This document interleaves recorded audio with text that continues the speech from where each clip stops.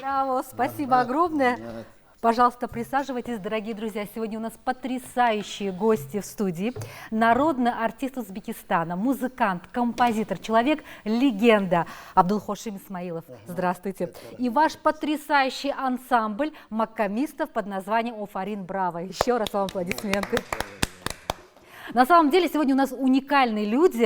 И те, кто знает, конечно, они прекрасно о вас осведомлены, но те, кто мало знает, но при этом они безумно влюблены в ваши работы, я могу сказать, что у вас такая потрясающая такая энергетика, харизматичность. Когда на вас смотришь, вот сколько я наблюдала и смотрела ваших выступлений, думаю, ну откуда вот это вот настроение, как вы передаете, но это так влюбляет в себя, поэтому я признаюсь вам в любви. Ой, спасибо, это здорово, спасибо. что вы у нас сегодня в гостях. Вот. Спасибо.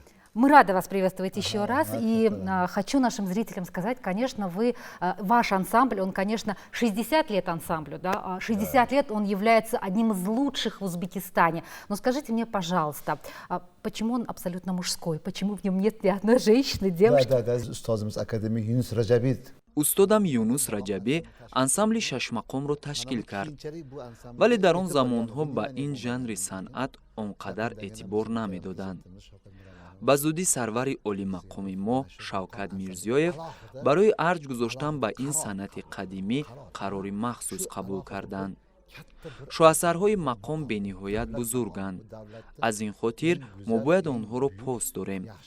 шашмақом аз гузаштагон ба мо мерос мондааст. маҳз ҳамин омилҳо тавонистанд ки мо аз рӯи он қарор амал кунем. ин қарор на танҳо дар шаҳри Тошкент, балки дар тамоми ҷумҳурии Узбекистон эътироф карда мешавад. дар шаҳри Фарғона, Самарқанд, Бухоро маркази мақомхонон ташкил карда шудааст.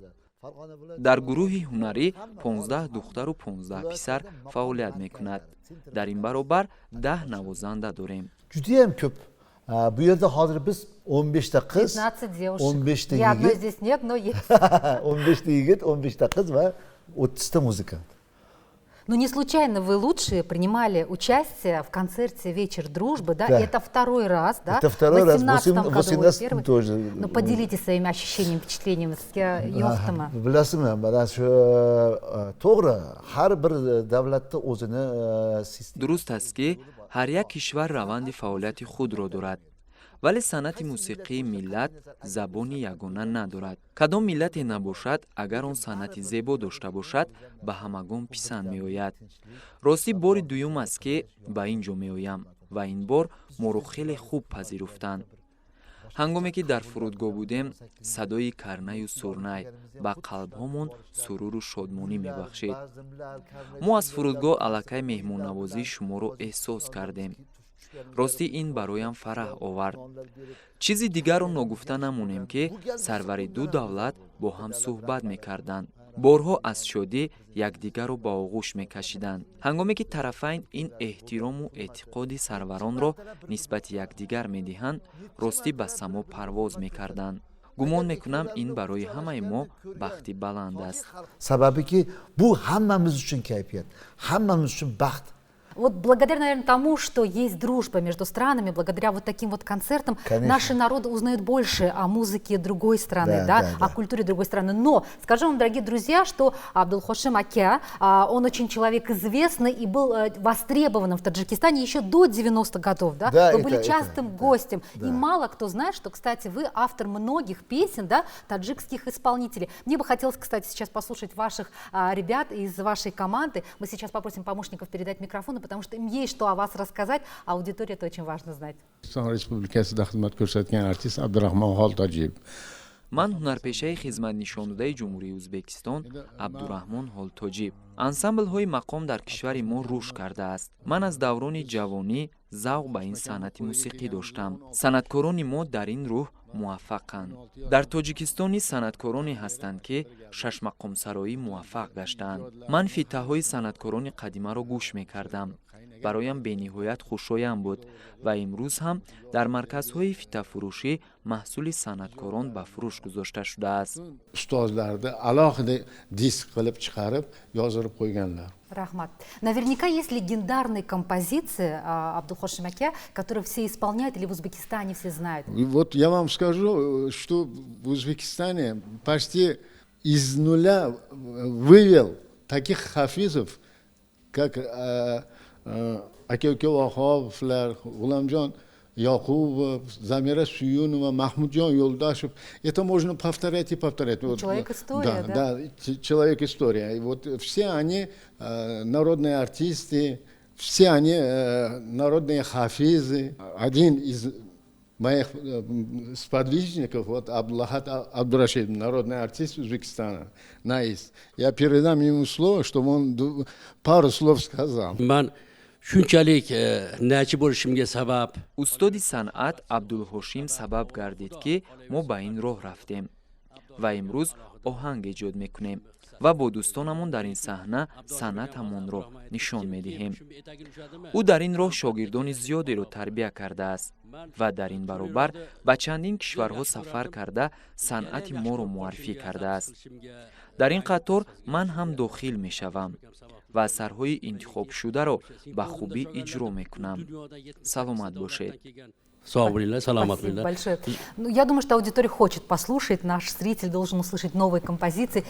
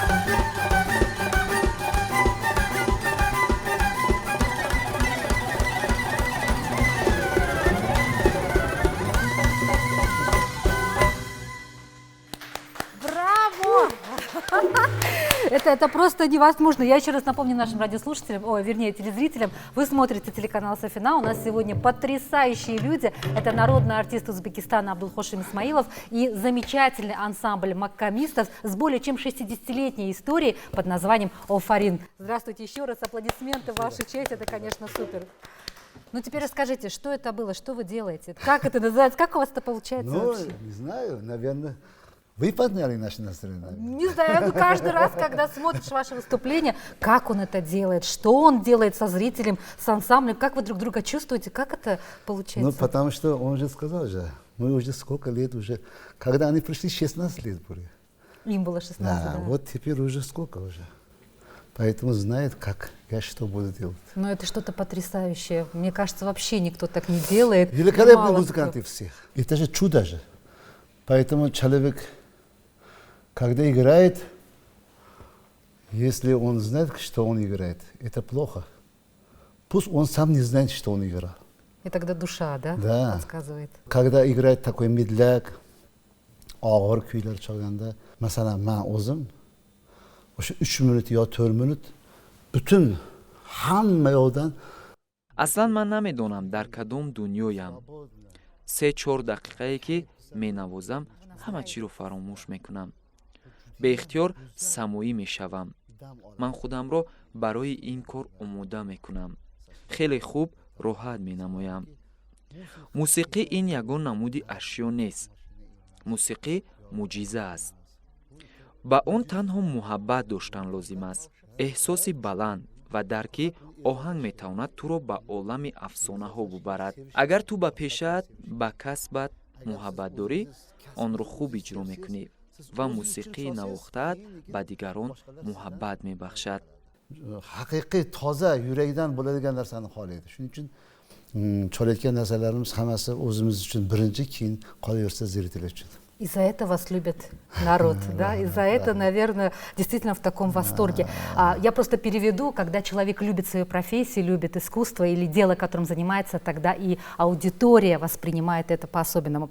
Мне ваши друзья сказали, что у вас на самом деле огромная коллекция музыкальных скрипки, инструментов, да, скрипок, да? да. Теперь вы мне объясните, вы виртуозно владеете гиджаком, да, и скрипкой. Вот мне вы сами сказали, это скрипка 1700 года. Это правда, да? Так написано, наверное. Я не хотел, чтобы вы мне sotasiz deb o'ylamaydim. Что я продавлю? Ben sizga uni просто ko'rsatmoqchi edim. No, endi bu skripka bu Sunnat aka degan odam bo'lgan bizning radio komitetimizda. скрипкае ки дар дасти ман мебинед ин туҳфа аст. аз ин хотир солҳост ки ин асбобро тозаву озода нигоҳ медорам. ин скрипкаи немисӣ аст. аз бобокалонҳо ба ман мерос мондааст. муҳим нест ки асбоб чанд сол дорад. агар ба умри инсоният бошад ҳам, асбоб умри одам, бахти одам аст. агар омад кунад, бахту шӯҳрат мебахшад. ман ин асбобро дӯст доштам. нигоҳ кун, пушти скрипка чӣ гуна аст. мавҷ медиҳад ва мисли расм аст. ин зебоӣ аз дарахт вобаста аст. ҳангоми сохтан чунин шаклро гирифтааст. ҳама намуди асбоб ба мисли муъҷиза аст ки аз худ оҳангҳои дилнишин мебароранд. Hamma instrumentda ham o'ziga yarasha mo'jizaligi bor. Endi skripka endi biz uchun to'g'ri uyimda yig'aman, qanchadir skripkam bor, g'ijigam bor 3-4 ta. Shu Скажите, а получается так, что вы на скрипке играете, но не так, как играют музыканты? O'zi skripkani dunyo bo'yicha bilasiz, o'zingizga ma'lum, mana bunday qo'yib cholinadi. Sababi quloqqa yaqin turishi kerak, nasluh. ин асбоб як хубӣ дорад. вақте онро дар бехи гӯшамон мегузорем, мусиқиро хубтар эҳсос менамоем. ҳангоми гузоштан бояд он мувофиқ истад. вақтое ки аввалин маротиба ин асбобро дар даст гирифтам, бароям таъҷубовар буд. дар борааш фикр карда аз устодам пурсон мешудам ва мехостам ҳарчи зудтар навозиши онро омӯзам. медонед, ҳар боре ки ба саҳна мебароям, худро ситора намешуморам ва хаёл мекунам ки бори аввал аст ки ман навозиш карда истодам. хаёл мекунам ҳанӯз ҳам шогирдам. санъат мағрурӣ, худписандиро дӯст намедорад. ҳар қадар ботини зебо, дили пок дошта бошӣ, дар роҳи санъат муваффақ мегардӣ. инро хоксориро меписандад. San'at uni xohlamaydi, musiqa buni xohlamaydi. Musiqa unaqa narsani xohlamaydi. Musiqa kamsuqum, prostoy, madaniyatli. Это наставление молодым, да, неважно в какой стране, музыкантам и не только, да, в любой профессии, если быть скромнее, любить свою профессию и быть проще, это просто здорово. Mana qarangda endi men hozir o'zimga o'zim men shukronalar qilaman Xudoga. Ikkita mamlakat katta rahbarlarini oldiga chiqib cholish bu baxt. мо шумо бояд шукргузор бошем ки имрӯз сарони ду кишвар бо ҳам мулоқот мекунанд, марзҳоро ба ҳам мепайванданд, дилҳоро наздик месозанд, фарҳангҳоро омезиш медиҳанд. медонед, вақте мебинам дар Тоҷикистон сари ҳар қадам тӯй аст, хурсандӣ аст ва ҳангоме ки мо ташриф овардем ба куҷое сафар мекунем, моро бо шукӯҳу шаҳомат қабул мекунанд ва ин барои ман бетаъсир намондааст. ҳангоме ки аз Тоҷикистон ба ватан бармегардам, ҳатман ин дӯстиву самимияти мардуми тоҷикро ба оҳанг мекашам ва кӯшиш мекунам ки атрофи ду давлат чизе офарам, то он мондагор бошад. насиб карда бошад ин дафъа ки ба Тоҷикистон омадам, бе дастовез нахоҳам омад ва онро иҷро хоҳам намуд. бубинед ки бо садо мегӯем Узбекистон, Тоҷикистон, вале бо ин асбоб фикр мекунам боз ҳам орому дилнишин хоҳад омад. ин асбоб низ сухан мегӯяд, танҳо онро дарк кардан лозим аст. аз иҷрои он фикр мекунам, қалб роҳат мекунад. Xursandmiz hammamiz kelganimizga. А вы встречались с аудиторией, да, с вашими поклонниками? Как вас здесь встречали? Что вам говорили? Через вашу музыку узнают про Узбекистан. Это же здорово. Влюбляются. Санжар? Есть кому ребятам рассказать? Я Санжар Казиев, играю на клавишных инструментах. Я недавно в этом коллективе, всего 3 года. До этого я работал в других коллективах. Но считаю за честь работать в таком коллективе. Абдухашимака сразу с первого дня нужное направление. Я считаю за честь работать в таком коллективе. Огромное спасибо. А что касается сотрудничества или знакомства с таджикскими коллегами, что-нибудь про Таджикистан или таджикскую музыку вы раньше знали и как-то сотрудничали, соприкасались? Таджикская музыка очень близка к узбекской музыке. Вот. А в основном народная музыка, она близка, узбекская и таджикская музыка близка. Очень много поэтому общего, и народы близки, инструменты, да, мы очень близки. Поэтому мы понимаем через музыку, если даже слова мы не понимаем, но через музыку мы все прекрасно понимаем. И вашу музыку, и, наверное, таджикский народ тоже слушает нас. В общем, музыка не имеет границ. Вот как сказал Ака, музыка не имеет границ. А есть знакомые исполнители, друзья, кого вы раньше слушали или кого можете привести в примеры в этом плане? Ну, такие мэтры, как Джорабек Мурадов, Джорабек Набиев, они очень часто бывали у нас в Узбекистане. На всех концертах мы старались присутствовать. Это ваши мэтры, которых мы тоже очень любим и уважаем. Спасибо большое. Приезжайте почаще, и мы будем приезжать. Я думаю, эти концерты – это большое дело. И то, что мы сегодня вас записали, и вы сегодня у нас в студии, это тоже большое дело, потому что таджикская аудитория, конечно, она в восторге от ваших выступлений. Спасибо. И чем чаще мы будем знакомить, это будет просто здорово, и сближать нас, и давать такое новое вдохновение, да, и рождать какие-то новые произведения, как вы сегодня правильно заметили. Xudo xolasa.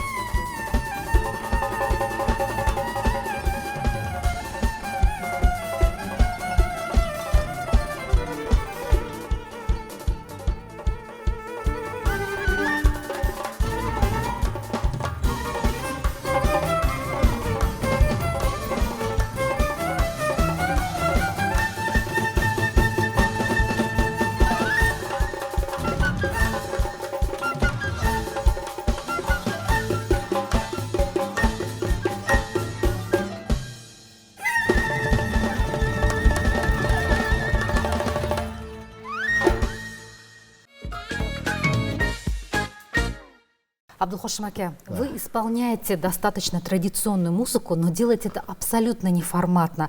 Многие даже, когда смотрят, говорят, а что, так можно было, да? Вот скажите мне, а действительно так можно было, да? Как вы к этому пришли и вот как это получается? Знаете, o'zi qarangda, mana masalan, bugun men shu televideniyaga kelib cholaman degan kayfiyatim yarim soat. вақте ки ман ба телевизион омадам ва дар ин маврид фикр кардам, ман соатҳо баромад карда оё навозишҳои хубе мебароянд ё не. Аммо бубинед ки ҳама як нолаҳои ҷонгудоз буданд ва аз самими қалб бурун омаданд. таманно мекунам ки мо ҳамеша ҳамин гуна дӯсту бародар бошем. рафту омади мо боз ҳам қавитар гардад. бигзор мо наслҳои минбаъдаамонро бо ҳам пайваст кунем. ман бениҳоят аз сарвари шумо муҳтарам Эмомалӣ Раҳмон сипосгузорам.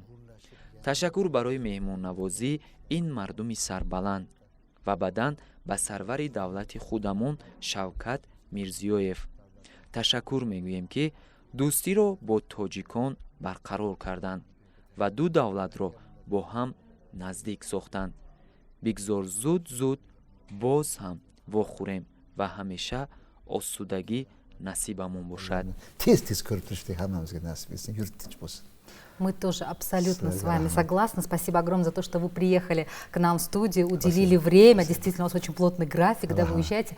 Сегодня ваши инструменты и заставили нас плакать, переживать, и вдохновляли нас, поднимали до небес. Это было, конечно, потрясающее удовольствие. Я думаю, что аудитория наша обязательно это оценит по заслугам. Спасибо огромное еще раз.